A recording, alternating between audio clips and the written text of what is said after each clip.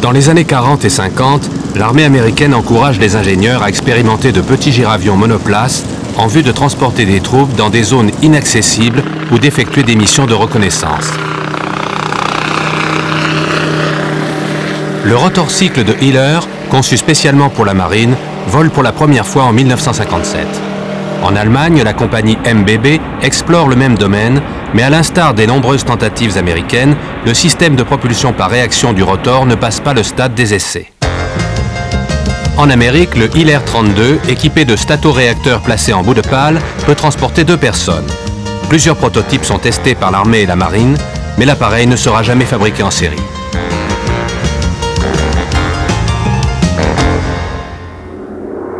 Dans tous les États-Unis, la compagnie Ryan fait des démonstrations du Dornier DO-32, un hélicoptère allemand à turboréacteur. D'un poids de 150 kg, l'engin est prêt à voler en 5 minutes.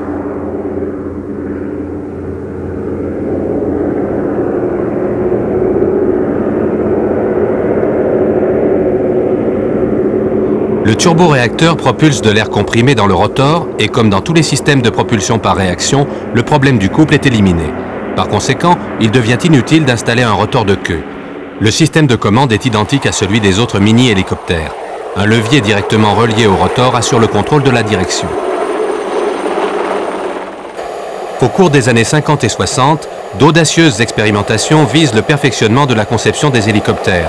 On continue à explorer le domaine des hélicoptères miniatures pour un usage militaire et civil, et de nombreux modèles sont construits. Mais en dépit de nombreux essais prometteurs, les commandes d'appareils de série se font attendre.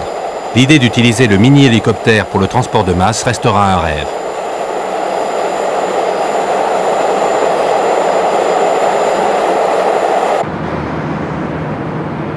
En 1948, les ingénieurs de la compagnie McDonnell construisent un banc d'essai avec des tubes soudés.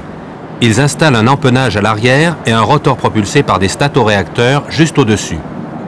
Après avoir rajouté un siège, ils baptisent l'ensemble Little Henry.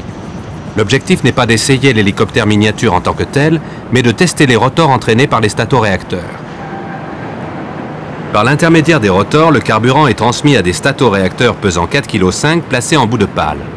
Le mouvement des rotors provoque la combustion du carburant et la chaleur dilate l'air acheminé à l'extrémité des statoréacteurs. Une poussée de 123 kg par cm² est ainsi produite et la vitesse de rotation en bout de pale est de 180 mètres par seconde. L'empennage à l'arrière fait virer l'engin à droite ou à gauche. Au lieu d'être équipé d'une commande de pas cyclique classique, l'engin est pourvu d'un levier situé en hauteur qui contrôle directement la totalité du rotor. Ce levier permet de diriger l'appareil vers l'avant, vers l'arrière ou latéralement.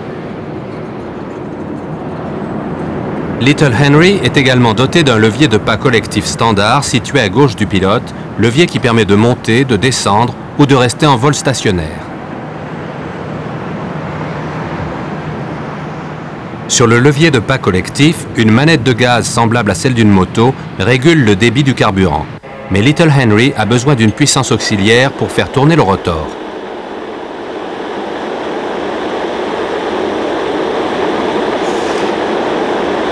Comme il n'y a pas de temps de chauffage, l'appareil peut décoller immédiatement après l'allumage des statoréacteurs. Des rotors de différentes tailles, dont certains de 6 mètres de diamètre, sont testés sur Little Henry. La puissance des statoréacteurs permet de soulever une charge de 226 kg et la vitesse maximale de l'appareil est de 80 km/h. Après avoir testé Little Henry, l'armée de l'air en commande 2 en vue d'essais ultérieurs. Mais en dépit d'une maniabilité satisfaisante, il n'y aura pas d'autres commandes du côté de l'armée.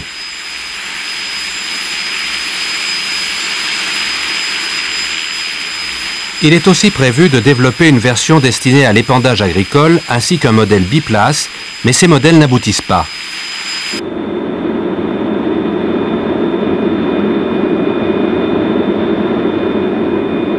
Voici un autre système de propulsion par réaction du rotor testé sur le K-17 de la compagnie Kaman.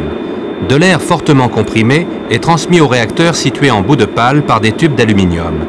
La direction est contrôlée par un rotor de queue hydraulique qui peut tourner dans toutes les directions et s'arrêter quand on n'en a plus besoin.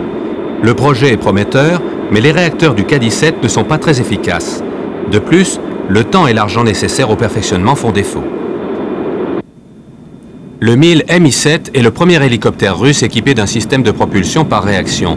Contrairement aux hélicoptères américains, les réacteurs ne sont ni des statoréacteurs, ni des réacteurs en bout de pale entraînés par une turbine centrale. L'appareil russe est équipé de petits moteurs à réaction montés directement sur le rotor.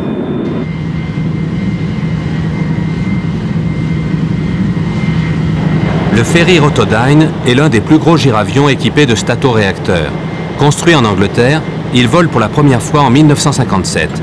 Il appartient à la catégorie des giravions à voilure mixte et son gros rotor est entraîné par un moteur uniquement au décollage et à l'atterrissage.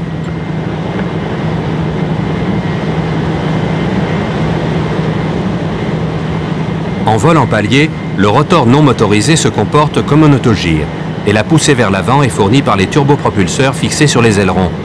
Le Rotodyne, qui peut transporter 40 passagers, a été conçu pour de petits parcours interurbains entre la Grande-Bretagne et les capitales européennes. Au moment de l'atterrissage, on allume à nouveau les statoréacteurs. Roger, Rotodyne, you're clear to land. Surface wind 270, 22 knots. Mais le projet Rotodyne avorte justement à cause du bruit des réacteurs en bout de pale. On a bien essayé de le supprimer, mais le programme est quand même annulé en 1962 en dépit de commandes à l'échelle internationale.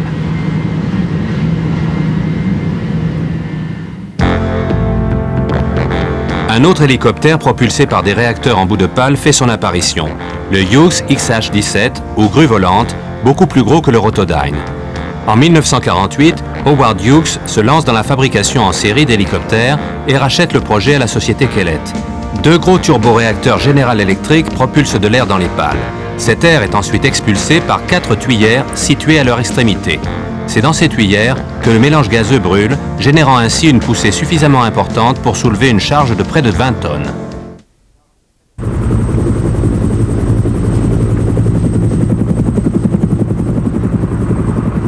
L'un des principaux handicaps des premiers hélicoptères, c'est le manque de puissance. Pour effectuer le sauvetage de plus de 2 personnes, le Piasecki HUP-2 doit faire 2 voyages. Et dans ce cas, le canot de sauvetage est un piètre réconfort. Pour celui qui reste seul au milieu de l'océan, le son de l'hélicoptère qui s'éloigne est sûrement très dur à supporter.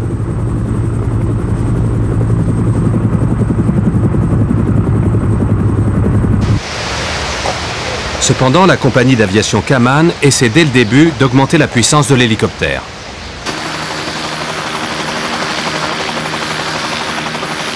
Charles Kaman est un fervent partisan du système de rotors latéraux engrenants. Son premier hélicoptère est équipé d'un moteur Lycoming de 127 chevaux. Pour Kaman, il est évident que si le rapport puissance-poids est important pour les avions à voilure fixe, il est absolument crucial pour les hélicoptères. Du fait de l'absence de circulation d'air froid, ces derniers ont besoin d'un système de refroidissement différent. De plus, il est nécessaire d'installer un démultiplicateur pour réduire le régime dans une proportion de 10 pour 1 afin d'obtenir un régime de l'ordre de 220 tours minute.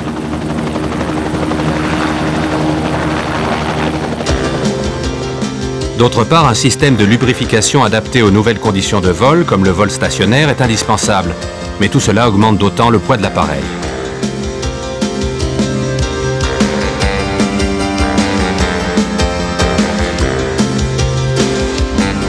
Les hélicoptères Kaman à pale engrenante permettent une utilisation plus rationnelle de la puissance. Dans cette configuration, on ne prend pas sur la puissance pour activer le rotor de queue. Au contraire, cette puissance est intégralement utilisée pour les rotors qui assurent la sustentation de l'appareil. Néanmoins, Charles Kaman est séduit par l'idée de connecter le moteur non pas à des réacteurs fixés sur le rotor, mais à une turbine entraînant l'arbre du rotor. Boeing avait déjà construit un petit turbomoteur pour la marine. Kaman le soumet alors à des essais sur l'un de ses modèles K225.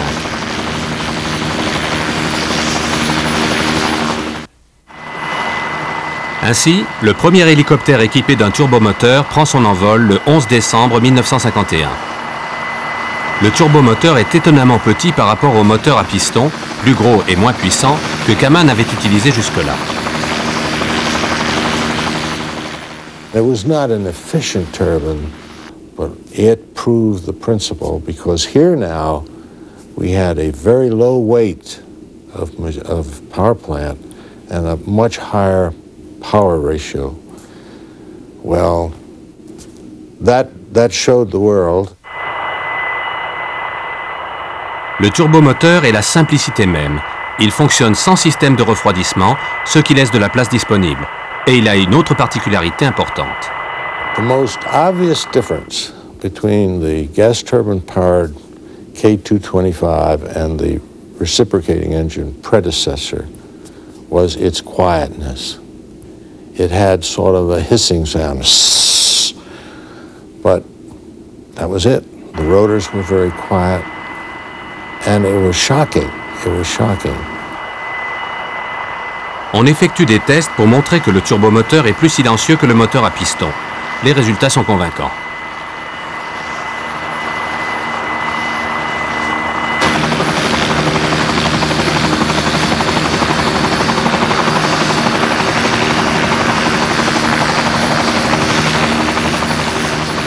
Pourtant, la compagnie Kaman n'est pas satisfaite. Les ingénieurs installent alors un silencieux sur le moteur Boeing, mais la réduction du bruit s'accompagne d'une perte de puissance.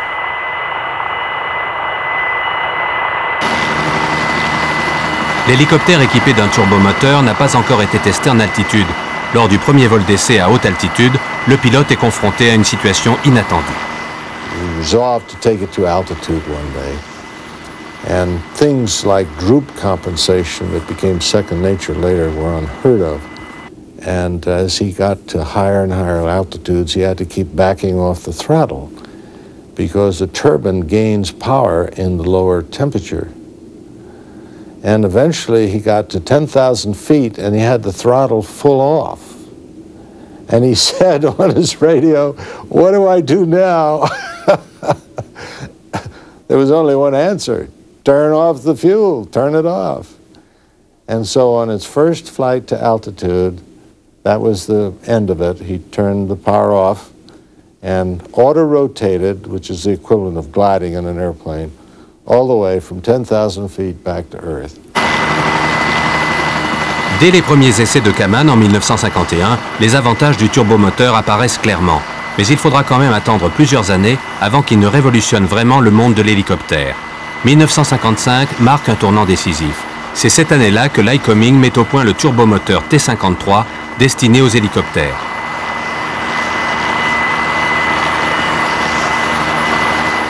And then, others, the competition, other people were flying turbines. The industry swung over to turbines almost at once. Pourtant, le premier turbomoteur monté sur hélicoptère et fabriqué en série n'est pas américain, mais français. La compagnie Sud-Est équipe ses Alouettes 2 d'un turbomoteur Artust qui leur permet de voler pour la première fois en 1955. Au printemps 1956, le premier modèle de série est remis à son acheteur, suivi de 30 autres à la fin de l'année. En mai 1957, le certificat français de navigabilité pour le premier hélicoptère à turbomoteur au monde est accordé à Sud Aviation pour l'Alouette 2. L'Alouette, qui connaît un succès commercial immédiat, sera fabriquée pendant presque 20 ans. 46 pays l'utilisent à des fins civiles et militaires.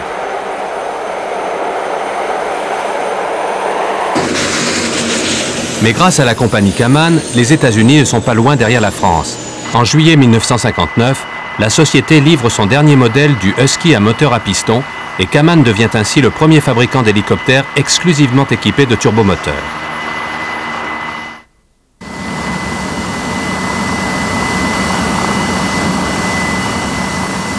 Le Hughes XV9 est un hélicoptère expérimental fabriqué pour l'étude du cycle thermique.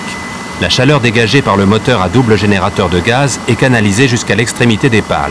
L'accélération des gaz atteint pratiquement les vitesses du son et permet ainsi d'entraîner le rotor. Le système fonctionne, mais l'appareil reste peu maniable et manque de stabilité.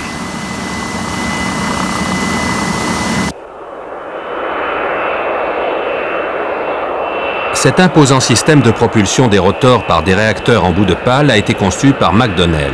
Prévu pour un hélicoptère d'attaque de la marine, il est fabriqué à une plus petite échelle et testé sur le giravion à voilure mixte, le XV1. Avec son moteur à piston, le XV1 atteint une vitesse supérieure à 320 km/h. Mais ce n'est pourtant pas suffisant pour justifier de plus amples recherches. Depuis la naissance de l'hélicoptère, le principe du giravion à voilure mixte a toujours fasciné les concepteurs.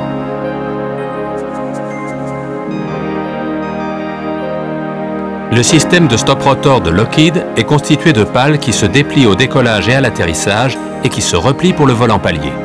Parmi tant d'autres, cette étude est la seule à produire un giravion qui conserve à la fois les avantages du vol vertical d'un hélicoptère et qui se comporte comme un avion à voilure fixe en vol de translation avant. Beaucoup d'autres projets sont réalisés qui rivalisent d'originalité.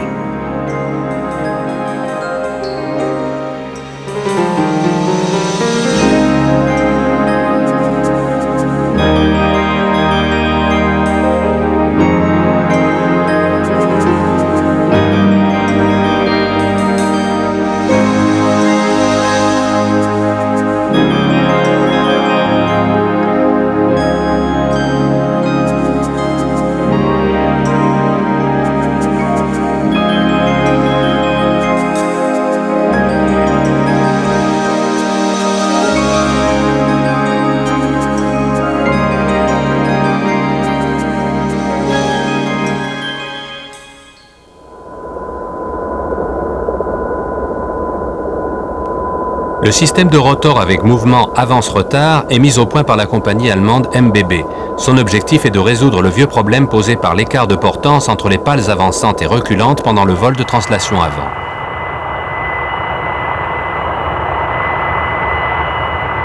Les essais en vol ont lieu en 1962 et 63 et semblent prometteurs. Mais comme c'est le cas pour de nombreux projets audacieux, le manque d'argent met fin aux recherches.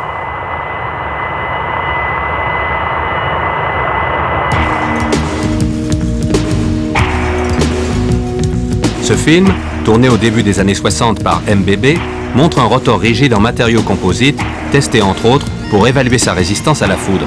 Les ingénieurs allemands, précurseurs dans ce domaine, ont beaucoup contribué au développement des rotors rigides en matériaux composites modernes. They are now in use worldwide, and the main breakthrough was that you can achieve very long lifetimes with composite plates.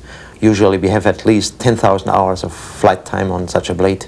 That means definitely infinite life. Since a helicopter is flying probably 1,000 hours a year, that's about 10 years lifetime then.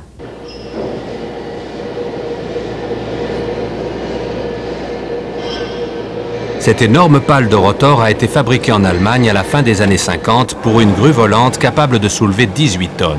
C'est une version dérivée du système classique de réacteur en bout de pale. L'air sous pression est acheminé dans le rotor.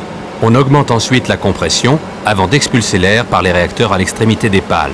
Les résultats du programme d'essai sont plutôt satisfaisants comparés à ceux des rotors propulsés par de gros arbres d'entraînement. Mais une fois encore, le manque d'argent fait avorter le projet.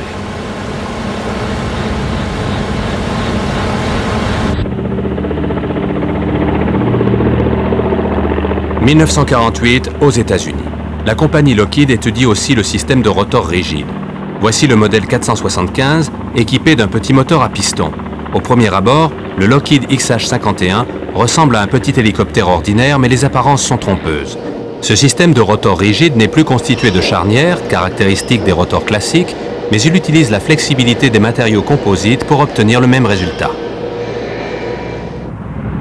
On équipe un XH-51 d'un turboréacteur et de petites ailes pour le tester en tant qu'hélicoptère combiné. Comme le montre ce film de 1965, les performances de cet appareil sont impressionnantes.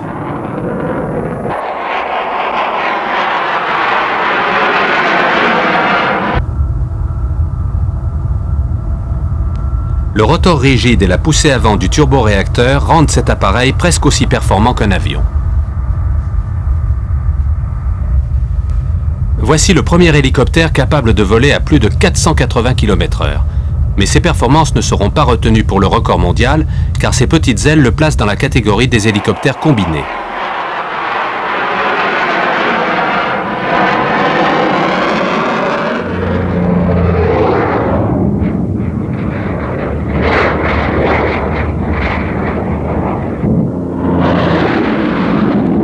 Le désir d'augmenter la vitesse en vol de translation avant conduit aux grandes expérimentations des années 50 et 60. En 1958, Bell est la première compagnie américaine à fabriquer un hélicoptère turbomoteur en série. Il s'agit du UH-40 Iroquois, dont on attend autant que le fameux UA. Alors que ce dernier est en train de remporter un grand succès au Vietnam, on équipe le UH-40 de 2 turboréacteurs et l'appareil est testé sous le nom de modèle 533.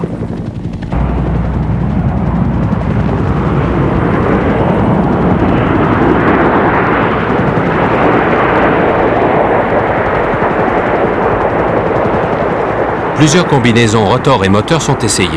L'appareil vole à 402 km/h avec une vitesse de rotation en bout de pale qui atteint Mach 985, c'est-à-dire une vitesse à peine inférieure à la vitesse du son.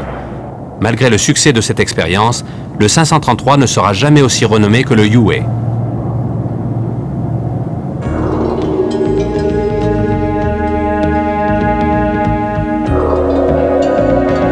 Conçu en 1955, le Huey est tout d'abord appelé le Bell XH-40. Le prototype est équipé du tout nouveau turbomoteur Lycoming T53.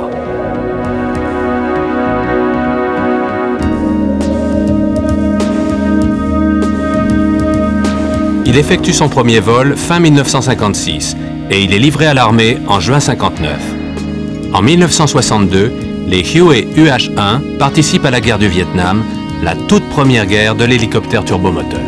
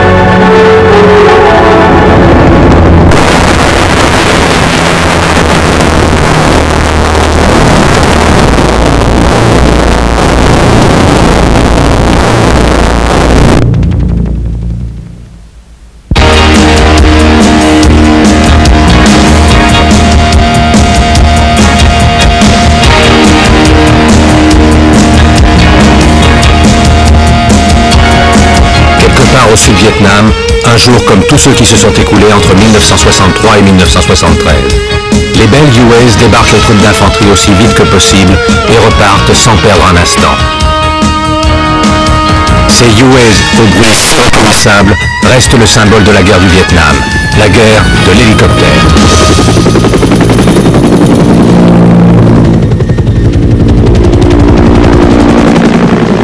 Assaults by helicopter were the only way that war was conducted. There was not a movement of a complete division or a brigade or a battalion or even a company along a line and saying, this is ours, all behind us, and we're going to get you, the enemy, in front of us. The enemy could as well have been behind you all the while you're moving in a northerly direction. He could have been to your south.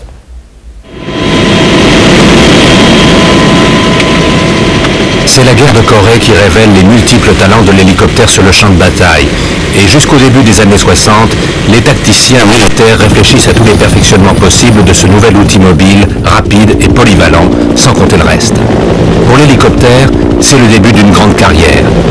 À la fin des années 50, l'initiative de ces tacticiens est officiellement approuvée en haut lieu lorsque le secrétaire de la Défense McNamara fonde le comité Hawes, chargé d'explorer le potentiel militaire de l'hélicoptère. McNamara demande au comité de trouver de nouvelles possibilités d'utilisation militaire de cet appareil. And I can recall in my reading of the report, McNamara's report to the military saying, I don't want you to come back with just some routine pablum. I want you to be imaginative and use to the full potential a helicopter to increase the fighting power of the